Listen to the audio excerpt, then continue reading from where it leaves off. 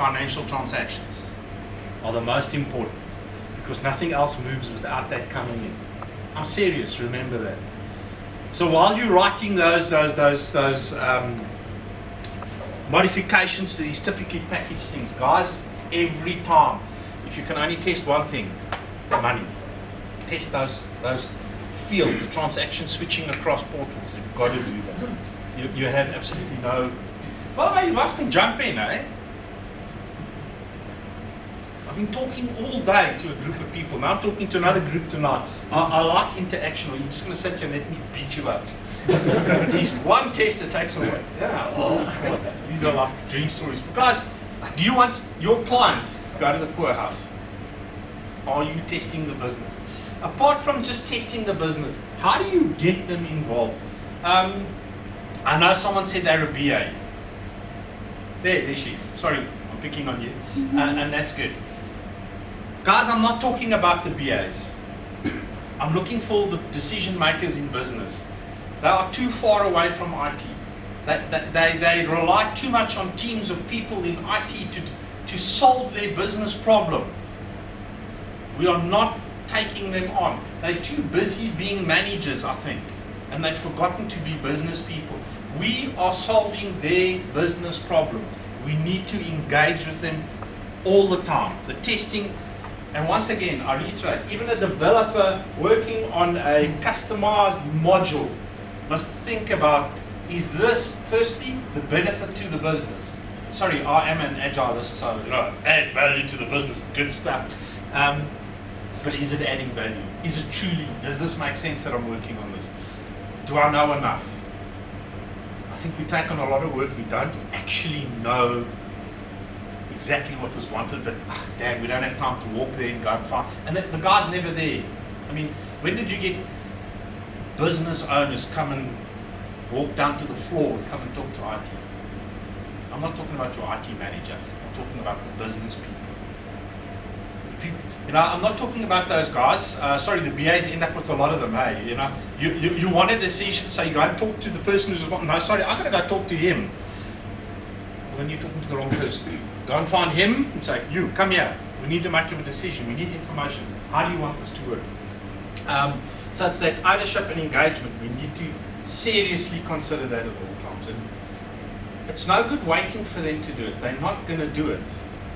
They're absent most of the time. I'm from Pretoria, yes, you all now know it, Bosberaad.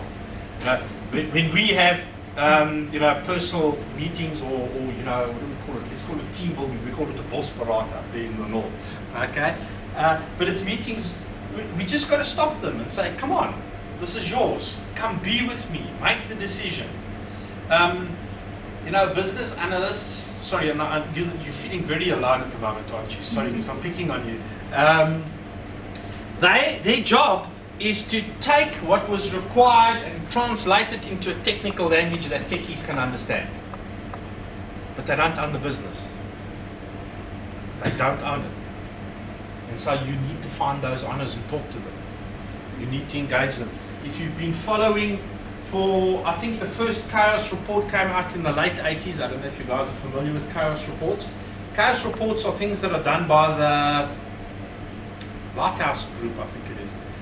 And they tell us why IT is failing. They've been telling us for many years why IT is failing. But the one thing they've said over all the years, consistently, lack of stakeholder engagement. We talk a little bit about this big thing. We get the corporate boardroom sale taking place, and then the owners retire and move out the room. And we deliver a product that we give to them, and they say, I don't like that. Kind of like a hard thing to put a handle on. I don't like that. But when we test, and it's not only testers who test, we need to try and figure out what is that. So please, very important. Now, testing within these package solutions, yes. Since there's no one from SAP, I'll beat up on them. Okay. Whenever I talk to a SAP, sorry, they're not developers, by the way, they're consultants. Their developers apparently sit in Germany. You know about, sorry, SAP, not SAP.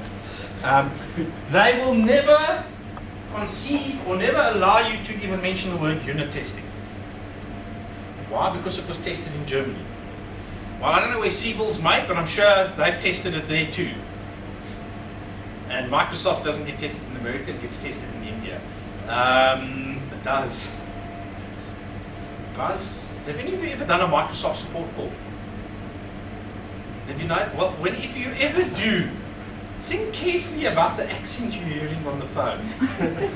It's an Indian person with a bit of software that is overlaying an American accent onto their voice. It sounds weird. Really? I promise you. Okay.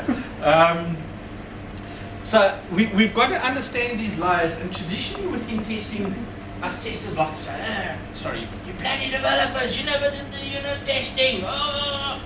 And then we sort of set up these turfs where I'm responsible for this testing, and you're responsible for that, and you're responsible for that, and we get all these levels of testing sorted out, and we go off on our own and test.